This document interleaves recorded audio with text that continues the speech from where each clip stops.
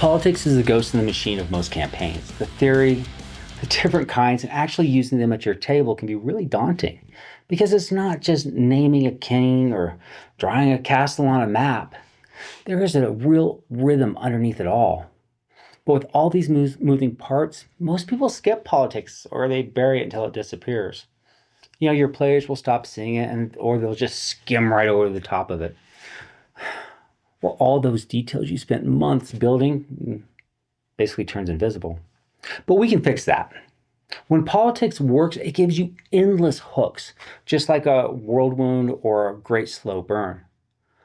I tried to get everyone on the same page with the other two videos on the subject of politics in your tabletop role-playing games of Dungeons & Dragons.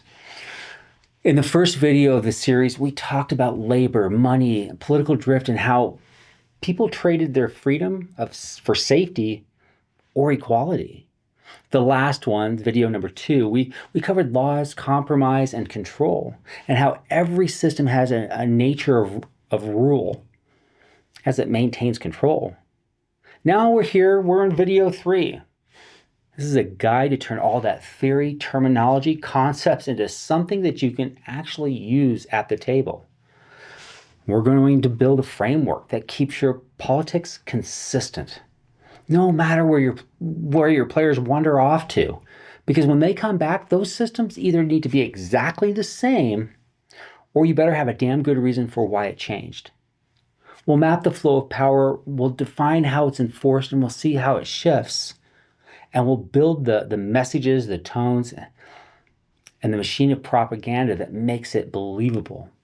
And once that's in place, politics stops being just noise, and it really starts to breathe. Step 1, work backwards. Start at the end.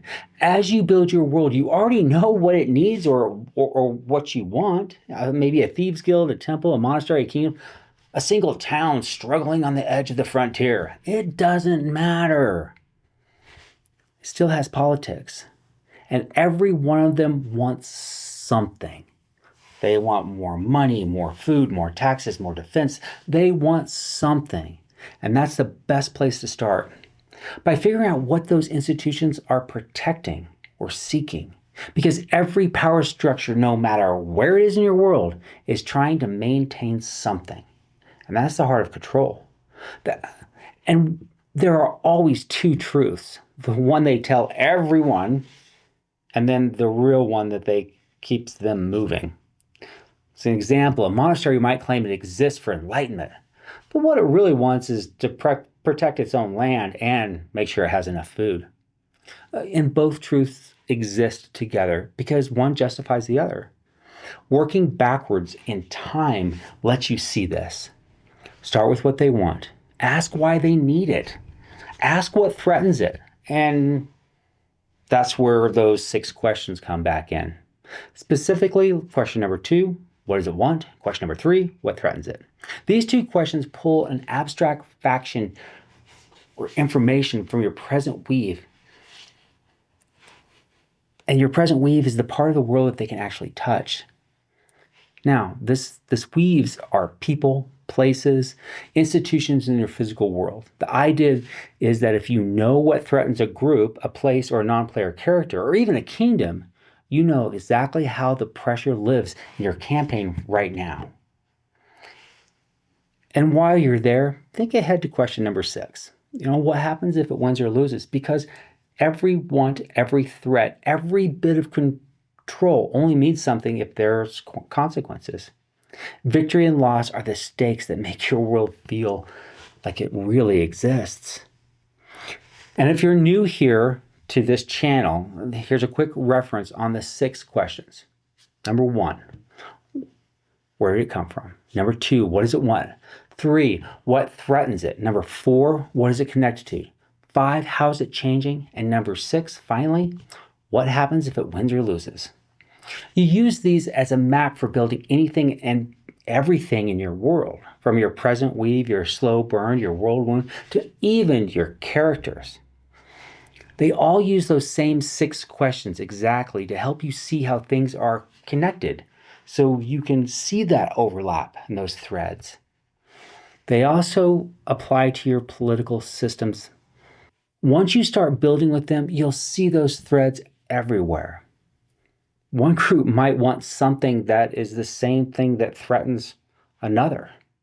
A victory here might cause a collapse there. This also shows how your players are connected to all of it. And if you haven't seen the earlier videos about the 20-part series of my campaign mastery series, you should go watch it after this one. Wink, wink, nudge, nudge. Anyway, everything we're building here ties back to those 6 questions, to the present weave, and to the idea that all power is just control wearing a different name. Step 2, the shape of change. Now that you know what your system wants and what threatens it, it's time to look at how it's changing. And this brings us back to question number 5. How is it changing? Nothing in your world is static. Even standing still is a kind of motion because the world keeps moving and revolving around it. If a system isn't adapting, it's decaying, and if it isn't growing, it's consolidating. Every form of control is defined by how it reacts to that motion. And this is where you start to see true nature of power you're dealing with. If a faction gets what it wants through compassion, it becomes benevolent. If it uses force, it becomes tyrannical. And if it simply stops caring and lets things rot, it becomes indifferent. Change has a way of exposing the methods of the system and how they use it when pressure is applied. Think about your story, your campaign, your world, looking through the lens of your political entity you're building. Here's a few questions to get that process flowing. What's shifting in the world around your political system? What new threat or opportunity is forcing your political system apart? What will they do to hold on to control they already have? And how do they justify the choices they make when that pressure hits? What does their reaction say about the kind of system they really are? There are probably millions of questions you could ask. You can come up with them, but the point is looking at the nature of the point is looking at the nature of rule. Is a benevolent ruler will try to strengthen bonds, they'll build roads, they'll forge alliances, and they'll encourage trade, holding power through cooperation. A tyrant reinforces obedience by tightening laws, punishing dissent, and silencing doubt. And your indifferent ruler builds walls and bureaucracies, letting the system rule itself while they hide behind the illusion of stability. You have to understand that change is the only constant.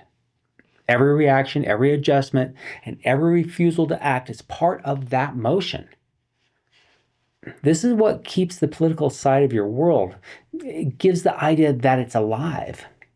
When it's already moving, even if the people inside it think and believe that it isn't. So take a moment and think about how your faction or government is changing right now. Not their plans or intentions. That's from the other part. But the real, tangible motion. Is it expanding, shrinking, reforming, or just holding on as tight as it can to what it already has? How does that change look to the people living inside it? What rumors or laws show the motion that your players can see? The way it changes tells you everything about how it controls. This is where the idea of control from the last 2 videos comes full circle. Control isn't a fixed state, it's a reaction. It bends, hardens, cracks under pressure. That's what makes it really good. Well, we will end up putting this on your present weave, but for now, just think about this. Think about these information and the process. Change should be the pulse your players feel the moment they step into your world. The streets they walk, the rumors they hear, the laws they bump up against. And all of that is change in motion. So if you show it moving, it feels real. If you show it resisting, it feels powerful. And if you show it breaking, well, that's just human. Step 3, the structure of origin and connection. Now that you know what this power wants, what threatens it, and how it's changing, You need to trace its roots. This is where you dig into where it came from and what it's tied to. That means you're looking once again at the 6 questions. And this is question number 1. Where did it come from? And question number 4. What is it connected to? Together, these reveal how control began and how it keeps itself alive. Everything in your world starts with a spark, an event, a belief, or a necessity. Even your characters, non-player characters, your castles to dungeons, whatever, they all have some reason to exist, including your political system you are developing. Maybe your king was crowned in blood, a prophet who promised to bring order from chaos, a merchant house that filled an empty market when no one else could, an army that stepped in after the total collapse. That spark becomes the story everyone tells themselves about why this system is here. But once it exists, it reaches outward, it expands. It builds ties through either faith, coin, law, loyalty, fear, bureaucracy. Each of these connections need to reinforce and come back to the original story. The crown becomes divine because the church says so. The church grows rich because the crown taxes in its name. The merchants gain influence because they fund both. This overlap of belief and necessity is where real control hides. It's when everyone thinks that they're serving a different cause, but all those strings lead back to one hand. You're not just mapping governments, you're showing how control circulates through your world. Who feeds it, who depends on it, and what happens when that loop breaks. To figure this out, start tracing the path. Where did this system actually begin? Question 1 and 4 answer those. Not the myth, the real act that gave it power. Who gave it leverage first? A sword, a sermon, a giant bag of coins? What is it connected to now? Bloodlines, faith, the economy, fear, or simple perception? And you will start to see the overlap with those other present weaves, the church, the crown, the thieves' guild, maybe even the monastery, where 2 different systems share one justification. Ask yourself who benefits most when those connections stay hidden, and who suffers when they're exposed. Ideology spreads like trade routes. A monarchy that claims divine right is already halfway to being a theocracy. A theocracy that lives on taxes is halfway being almost to an oligarchy. And an oligarchy that sways votes is halfway to becoming a democracy. Those overlaps make your world believable. They explain why no system is ever pure and why every single one believes it's justified. Now, in gameplay, let your players see the same priest bless the crown and then go bless the merchant's ledger. Let them see the same merchant fund both the rebels and the city guards. Let them travel the same road that carries soldiers one way and trade the other. Each one of these present weaves are intertwined. Ask yourself what would happen if one of those paths just happened to close tomorrow. Who would starve first? Who would rise in the chaos? That's how you make ideology visible, through motion, not from standing up and having a speech or telling your players what they are. When you know where power comes from and what it's bound to, you can start to predict where it's going next. And what is great is when your players go left or right, it doesn't matter at all because you can see the connections based on those threads. That's how you build a world that really feels alive, not through rigid design, not from NPCs giving speeches or sermons, but through control as a circulating current. Step 4, the line of justification. Once you understand what your systems want, how they change, and where their power comes from, you need to define how they justify it. Every system believes it's right, and its version of order is it's the right one. Some justify control through obedience, others through freedom, others still through fairness or faith. This isn't decoration. It's the story that keeps people following the system even when it hurts them. When you line up all those beliefs, and you'll start to see patterns, a spectrum that runs from one extreme to the other. And every system of control exists somewhere on that line between fascism and communism. It's about how belief is used to justify pressure. When you build a system, a monarchy, a guild, a monastery, or whatever, don't just drop them in on the line and move on. Ask what that placement means. What does it stand for? Why does it stand where it does? Why was Nazi Germany fascist? Because obedience, identity were enforced through fear, purity, and hierarchy. That's control justified by the promise of unified, superior, Aryan whole. Now look at the other side. Why does communism exist as an opposite? Because it imagines control replaced by cooperation. A world that functions without class or ownership, where purpose replaces possessions. There's one real-world example of true communism that I've found, and it's not Russia or China's interpretation, because that isn't communism. But it actually works on a small scale, the Catholic Church. And it's not as a global economy or a religion, but as a closed system.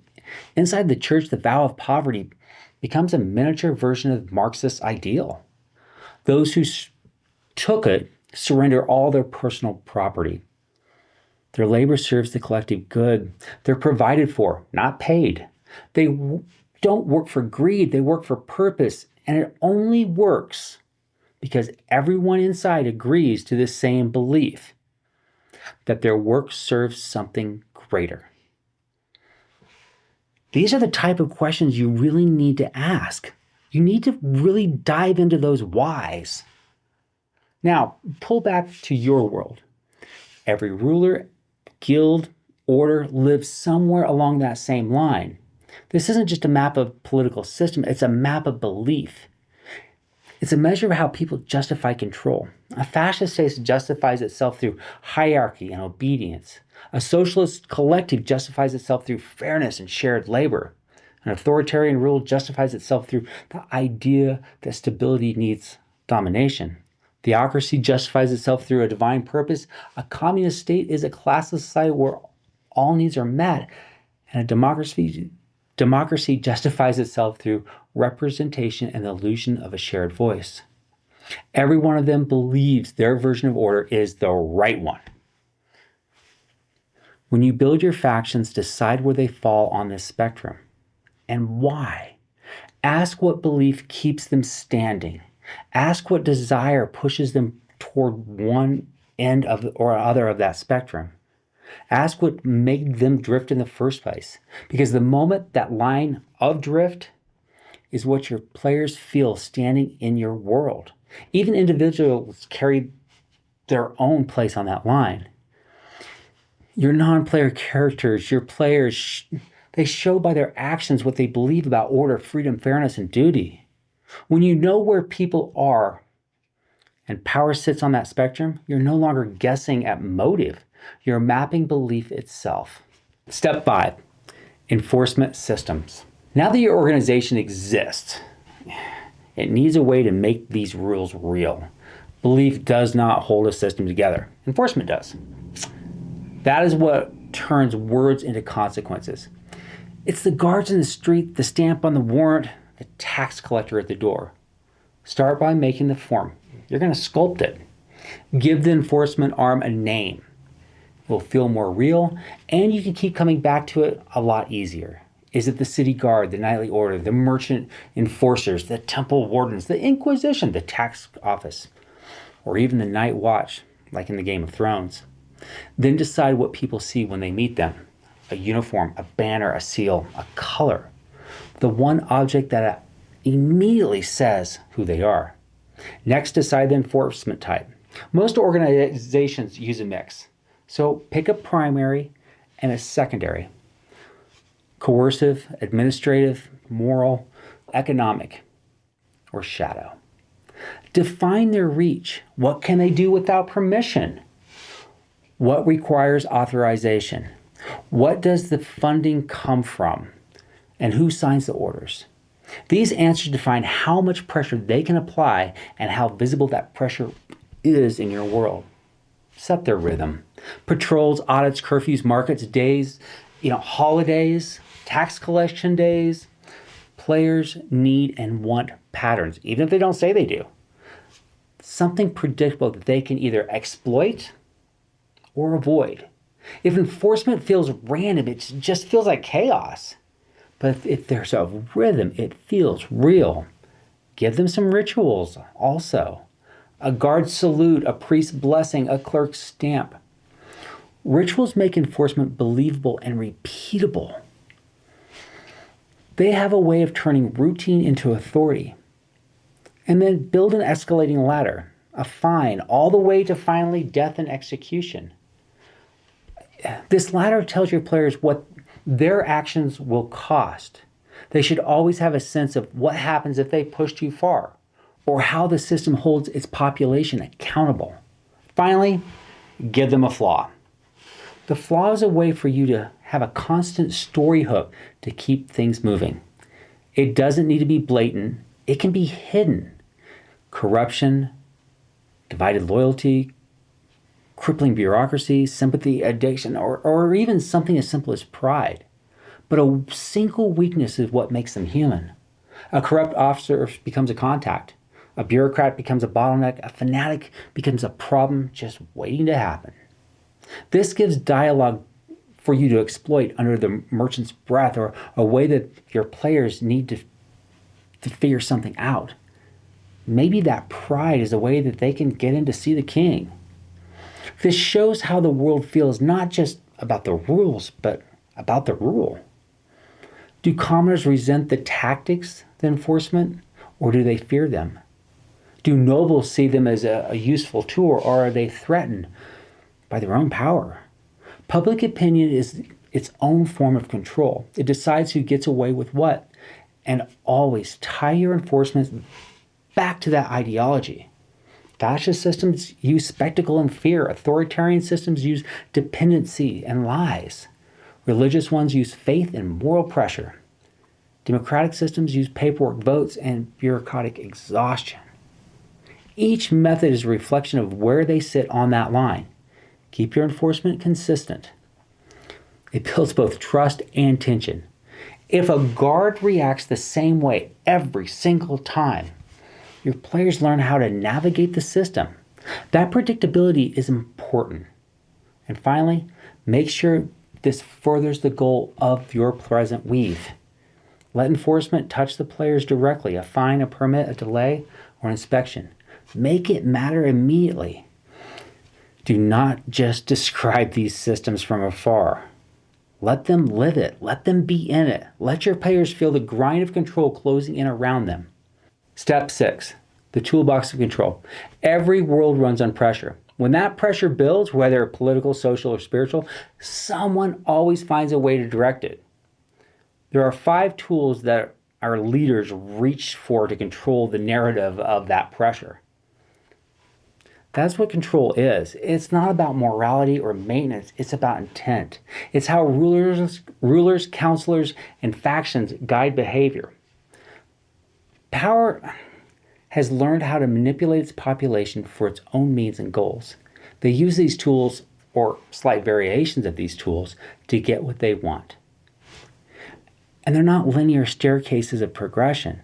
These tools overlap, fade, and flare back up depending on what is needed at the moment. Every ruler, every council, every system picks and chooses the ones that fit their world. Tool 1 is the economy, which is the quietest form of control, and it's often the hardest to see.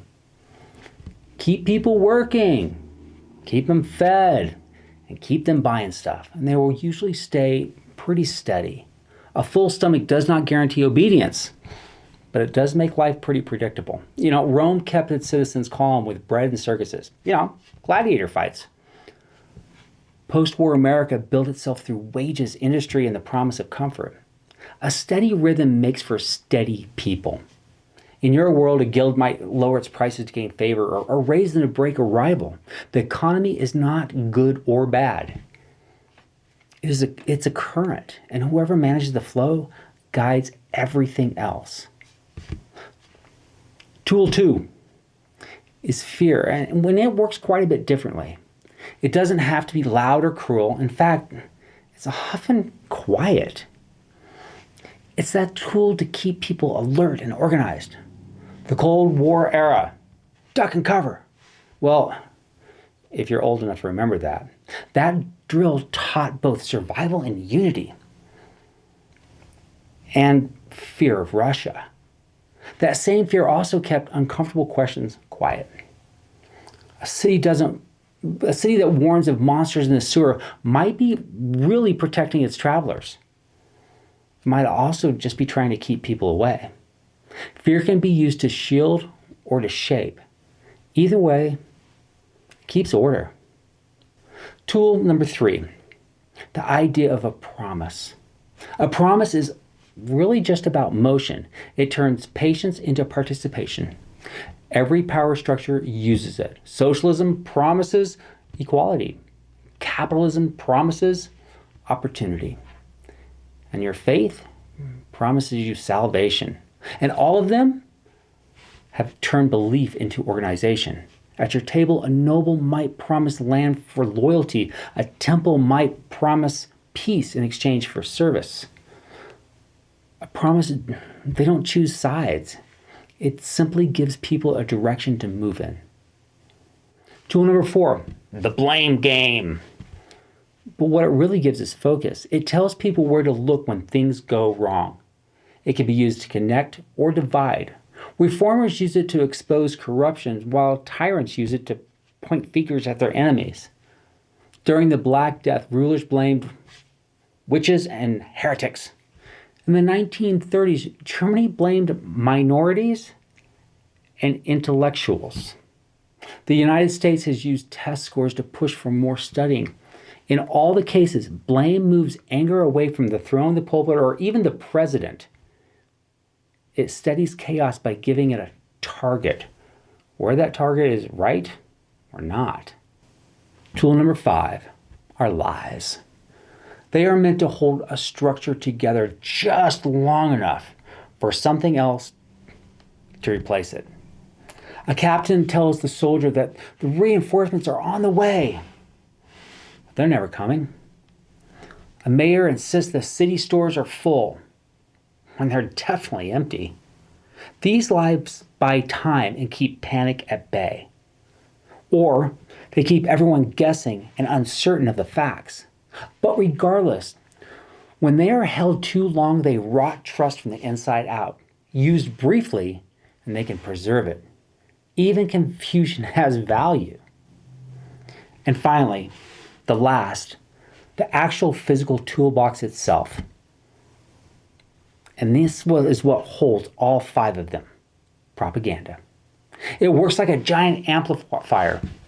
It takes ideas, beliefs, and values and makes them louder until they fill the very air everyone's breathing. Propaganda is not always about lies. It's really about how far it reaches. Spreading messages of unification, motivation, pushes the population towards a shared goal. Every kingdom, faith, guild uses it in some form. Think of all the posters that inspire people to give to the war effort. Songs that honor fallen heroes. Stories that remind citizens what you're fighting for. Propaganda gives shape to belief. It turns it into a shared identity. But the same tool that builds unity can also bury truth. A message repeated often enough can outlive the facts behind it. It can inspire generosity or justify cruelty. It all depends on who set the tone. Soviet slogans, wartime commercials, religious hymns, and political campaigns all use that same lever. When the message stays honest, it strengthens the community. And when it turns divisive or self-serving, it becomes the noise that replaces thought. In your world, propaganda might be the anthem sung before a battle, the murals painted to glorify a ruler, or an official history that's taught to the children. It is not innately good or bad. It is a repetition with intent. And that intent can either divide a population or unite it under its battle call. This toolbox of control does not work in sequence. It's layers. The economy keeps people steady, fear keeps them alert, promises keep them patient, and blame keeps them directed, while lies keep them confused or buys time. And the propaganda, it gives them the mechanism to get that message out. When one tool weakens, another one takes its place. And none of them are moral or monstrous on their own. They're just tools. And when pressure builds, someone in power always reaches for them. That's control. Not a plan on a ladder, but a toolbox. When you bring that into your world building, your politics stop being background color and start becoming part of how your world flows. Step 7, the control map. Now that we have all the pieces, we really need a way to make it accessible and easy to use. So take the circle you use for your present weave and draw a triangle inside of it. This triangle and circle become a quick reference for how this political system functions. It's here to help you instantly recall the tone, the behavior of what you've built. Tomorrow, next week, or even 5 years from now. At the top of the circle, write your governmental type. Is it an oligarchy, a theocracy, a democracy, or an authoritarian monarchy? Whatever it is, it doesn't matter. Define how your rule is structured. Underneath the circle, write where this system sits on that line of drift. That line shows what people are willing to trade, whether it's freedom for safety or freedom for equality. Then give it some historical anchor, something that helps you visualize all those little moving parts and pieces of this government that you made. Maybe it mirrors Imperial Rome, a 1930s mafia family with a Fredo, a border town council trying to hold peace, or a monastery that rules through silence. That comparison makes it tangible so you can picture how it behaves when tested. Inside that triangle is the center. Write the nature of rule. Is it benevolent, tyrannical, or indifferent? This defines your government's tone or your entity's tone. It doesn't decide whether it's right or wrong. It only shows how the system expresses power. A ruler who loves the population and will do anything for them still rules an authoritarian regime with an iron fist. Another ruler might not care at all about the population. They only care about profits as an oligarchy. Then, after all this, at the lower 2 points of your triangle, write your 2 enforcement types, a primary and a secondary. Don't forget to include the flaws. One might be coercive and administrative. The other might be shadow network and immoral. This helps you see the shape of control and what methods it leans on most. Then, beneath the circle, write the primary propaganda campaign that is going on right now. This is the message that keeps the system running, the words that hold belief together. It could be a promise, a lie, a warning, or even a slogan. If it's a promise, it shows what people are hoping for. If it's a lie, it shows what they're afraid to question. This will change, yes, and you need to adapt and mutate with it. The important thing is that you can see the propaganda and the NPCs can repeat it or mutter disdain for it under their breath. Regardless, a propaganda campaign defines how citizens see their world and what they think keeps it safe. Next, add any symbols, seals, or gestures that belong to your political entity. These details, the 6 questions, the circle, and your notes are all wrapped up in a living snapshot of your present weave and its power. It shows structure, ideology, tone, enforcement, and belief in one place. And it's not about designing something to perfection. It's about consistency. When the rules of power stay, When the rules of power stay steady, players start to recognize patterns. They begin to understand how the world reacts, who benefits, and who pays for it. That predictability is what makes a political system believable in a campaign. It's not fairness, it's not balance, but reliability. Step 8. The bonus step. Play with terms. If you only do one thing to make your political world building better, do this. Play with terms. The way people name things, twist meanings, and redefine words is the fastest way to show how belief replaces truth. In the real world, we rarely describe things honestly. We use words to comfort or to provoke. We shape them until they fit what we want to believe or what we want others to believe. That is what gives politics its attention. You can even see this in the comments of the last 2 videos on politics in this series. People argued over words that drifted so far from their meaning that they barely make sense anymore.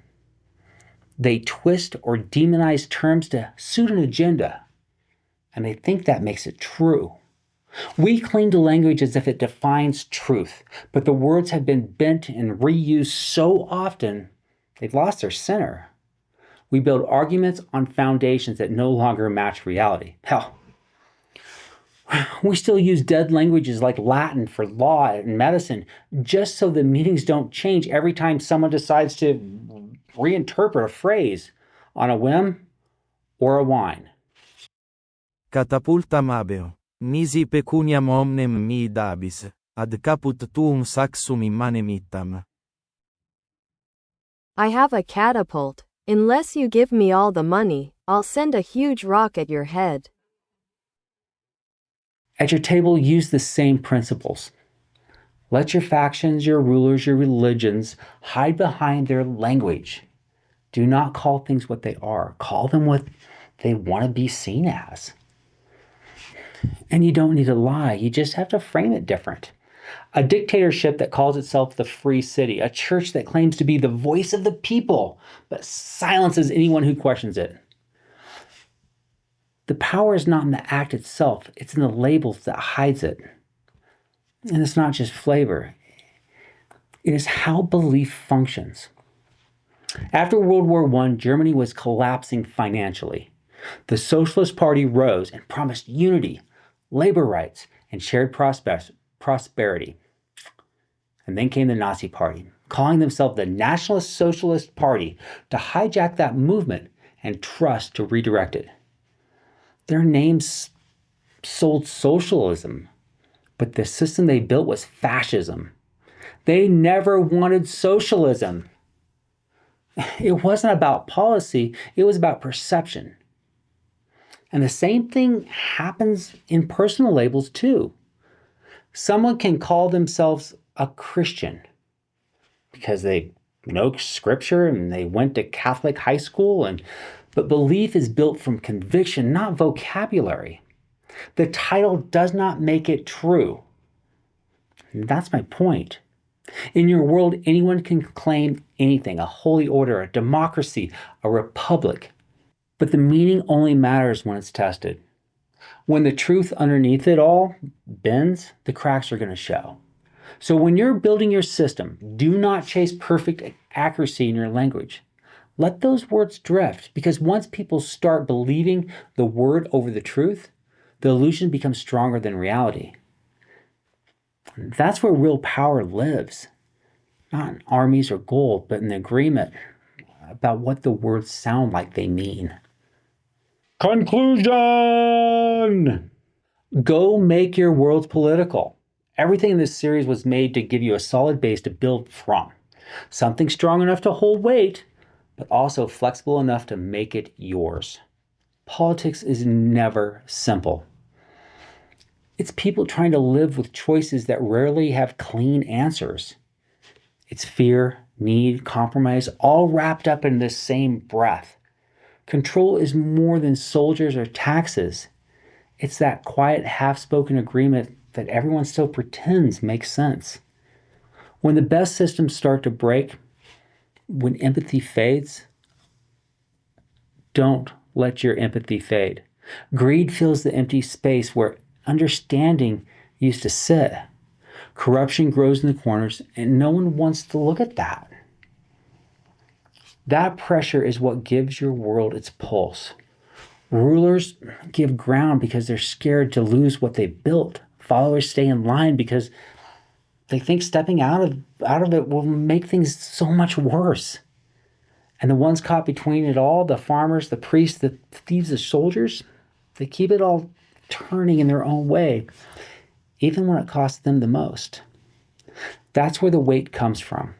When your players start to see why a tyrant might believe he's right, or why a zealot might truly think she's saving lives, when your players start arguing about what should happen instead of what could happen, you've done it right. You made something that matters. Welcome to bureaucracy at its finest. It's messy, it's slow, and it's utterly human. Go build something worth caring about. And if you ever need a hand, please reach out. I love these games, and I always help anyone who's trying to make things better in theirs.